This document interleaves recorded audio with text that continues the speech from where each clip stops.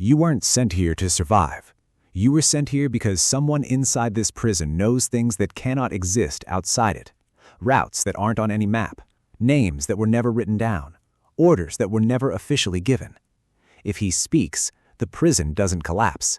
The system above it does. So they didn't send a guard. They didn't send an investigator. They sent you as an inmate. Because inside this place, authority stops at the gates.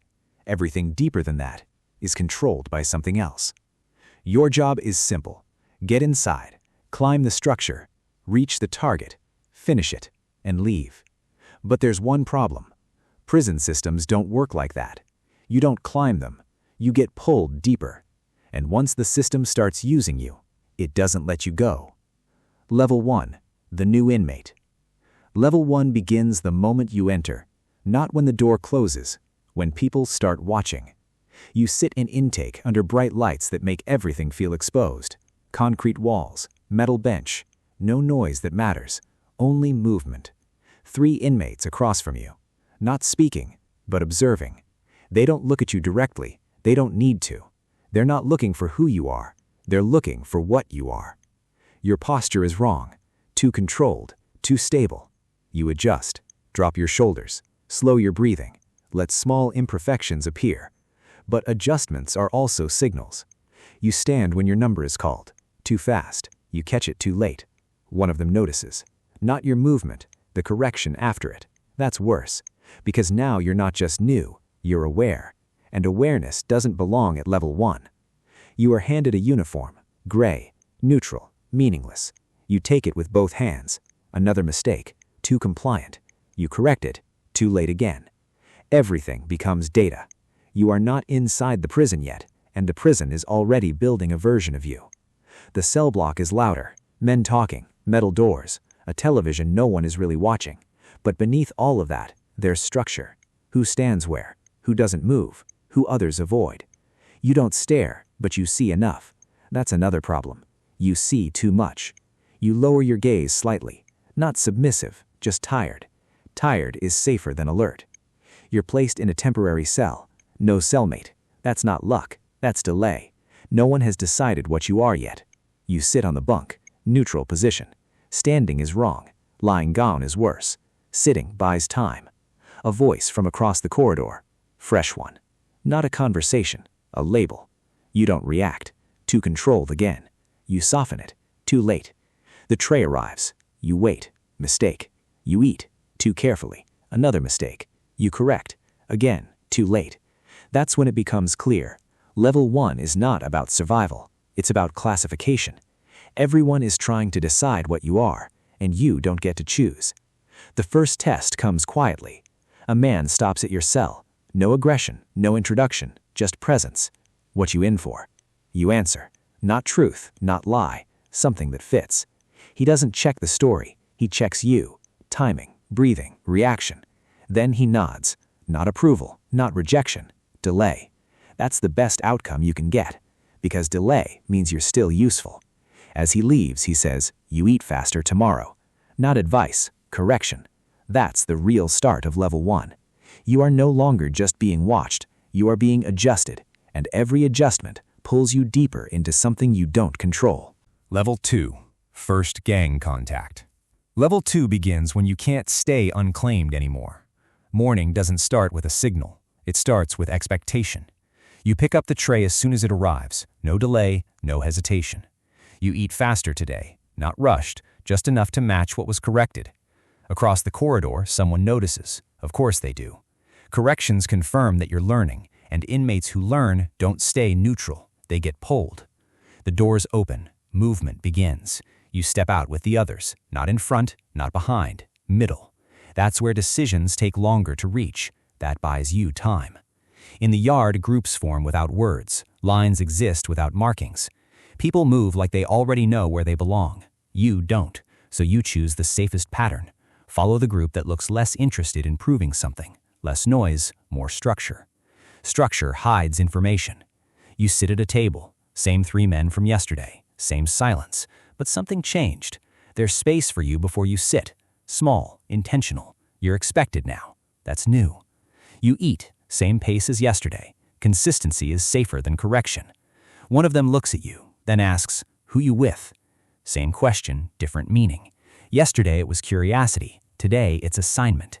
You don't answer immediately. Too fast commits you. Too slow challenges them. You give something neutral. Again, it works, but not the same way. He leans back, not satisfied, but not rejecting. They exchange looks. Quick. Decision without words. You've been placed. Not fully accepted, but no longer undefined. After the meal, pressure becomes visible. Not direct, never direct. Your path narrows slightly. Spaces feel occupied before someone steps into them. Directions close off without explanation. You recognize the pattern. You're not choosing where to go. Options are being removed. This is how gangs recruit. They don't invite you, they eliminate alternatives. You let it happen, because resisting requires force, and force at level 2 gets you removed. You end up near the same group, not by choice, by design. One of them hands you something, small, wrapped. You don't ask, you don't refuse, you take it. One hand, you learned that. He watches how you take it. Grip, timing, posture, everything matters. Task assigned, no explanation. You walk, not too fast, not too careful. You reach a door, no visible guard, but that doesn't mean it's unwatched.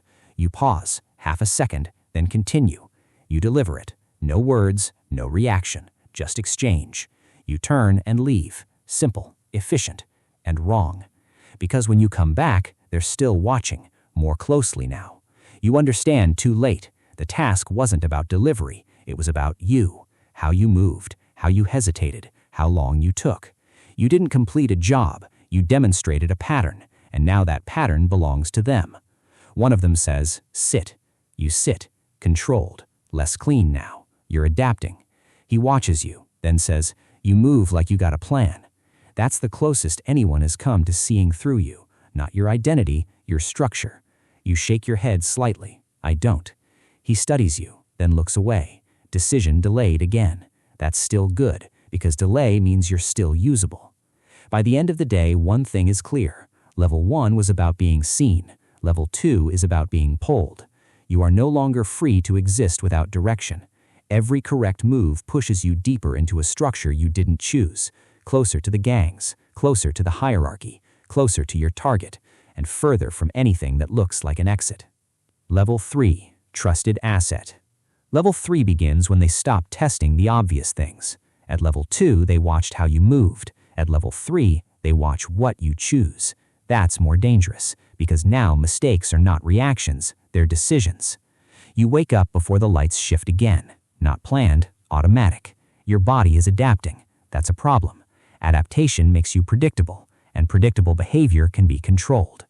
You sit up, no correction needed. That's new. Before, every movement required adjustment. Now it doesn't. That means you've matched the pattern, and matching the pattern means you're part of it. Movement starts. You step out. No bumps, no pressure, no tests. That should feel like progress. It doesn't, because absence of pressure means something else. You're no longer being tested, you're being used. You walk to the same area, same table, same structure, but different people. That's intentional. Nothing stays stable long enough to be mapped. You sit anyway. No one questions you. Another change. A small folded paper slides towards you. You don't react. You don't rush. You take it naturally. Inside, a name. Nothing else. That's not a test. That's direction. You've moved from evaluation to function. You finish eating. Stand. No hesitation. You move. This time, the environment responds differently. Doors open earlier. Paths clear before you reach them. People move out of your way without looking at you. Not for you, for what you represent. You are no longer just an inmate. You are a signal. You reach the section where the name belongs. You don't know how you know, but you do. That's another problem. You're understanding the system without being taught. That means it's shaping you. You see him. Nothing special. No visible power. But the space around him behaves differently. Voices lower. Movement adjusts. Not obvious, controlled. You approach him indirectly. Paths intersect. That's how interaction works here. Nothing is direct. Everything is staged. As you pass him, he speaks. You're new. Not a question. You don't stop. Not anymore. You keep walking. That exchange is enough. Not conversation, recognition. When you come back, no one asks what happened. No one needs to, because if you failed, you wouldn't be back like this. That's how information moves here, through absence of reaction. Later, a guard stops you. Not aggressively. Wrong side. That's new. Yesterday they ignored you. Today they correct you. That means something changed. You are now visible to both sides, inmates and guards, not as an outsider, as something that moves between them. That was never part of your mission. You weren't sent here to belong. You were sent here to reach the target. But now the system is doing something else. It's giving you access, controlled, measured, intentional. And access is how systems pull you deeper. That night you stop trying to map anything, because you understand something critical. You don't need to find the path to the target. The system is building it for you. And at level 3, that's the real danger. Because if the system is guiding you, it already knows exactly where you're going. Level 4. The target. Level 4 doesn't begin when you reach the target. It begins when you realize the system was never trying to stop you from getting there. It was guiding you. You wake up before the lights again. No adjustment needed, no correction. That should feel like control. It doesn't, because nothing about your movement feels like a decision anymore. You step into the corridor. No one blocks you. No one redirects you. No one even looks at you the way they used to. That pressure is gone, and the absence of pressure feels wrong. At level 1, you were watched. At level 2, you were pulled. At level 3, you were used. At level 4, you are allowed. And allowed movement is not freedom. It's authorization. You walk, left, right, forward. No hesitation, no correction. Every turn feels natural, too natural. You're not choosing directions anymore. You're following something your body already understands. That's when it becomes clear. You are no longer navigating the prison. The prison is navigating you. You reach a section you haven't seen before, or maybe you have and just didn't realize it. That uncertainty is intentional. The system doesn't need you to understand where you are. It only needs you to arrive where it wants you. 2 guards stand near a door. They see you. They don't react. No search, no stop, no question. That's wrong. That's very wrong. At level 2, they ignored you. At level 3, they corrected you. Now, they let you pass. That's not trust. That's clearance. The door opens, not because you asked, because you arrived. You step through. The environment changes immediately. Quieter, less movement, fewer people, but each one matters more. This is closer to the center, closer to the part of the prison that doesn't appear on any official structure. You slow down. First hesitation in hours. That alone is dangerous, because hesitation no longer fits your pattern, and breaking pattern gets noticed. You continue. You correct it before it becomes visible, but you feel it. Eyes on you. Not everywhere. Specific. Focused. This isn't observation anymore. This is confirmation. You reach the final corridor. Empty. Too clean. Too quiet. That's when you understand. This isn't movement. This is placement. You were brought here, not because you found the path, because the path was built for you. He's there, sitting alone. No guards, no visible protection, nothing that explains why he's still alive. You approach, careful, controlled, but something is wrong. He doesn't react. He doesn't look surprised. He doesn't even look interested, like this moment already happened. You took longer than the last one. You stop, because that sentence breaks everything. There was another, and before that, probably more. You weren't sent to do something new. You were sent to repeat something.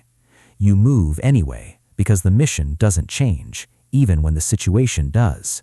You close the distance. You act. Fast, precise, clean. And in the exact moment you do, the doors open. Guards enter, not rushing, not reacting, arriving, like this was scheduled. You're restrained, not violently, exactly. Hands locked, movement stopped, no resistance allowed. You look back. The target is still there, not moving, not fighting, not even looking at you anymore, because he already knows what happens next. You didn't reach him, you were delivered to him, and now the system is done with you. You're taken out of the corridor, past doors you never saw open, past areas you were never supposed to notice, and for the first time since you arrived, you understand the full structure. Not the gangs, not the guards, the system above both. You were never climbing it. You were moving through a path it already controlled. And now that the mission is complete, there is no next step, because there was never an exit. The final door closes, the same sound as the first one, but now it means something different. Before, it locked you in. Now, it keeps you here. You completed the mission. The target is no longer a threat, but no one said you were going home. And now you know too much. If you were in here, what would you do next?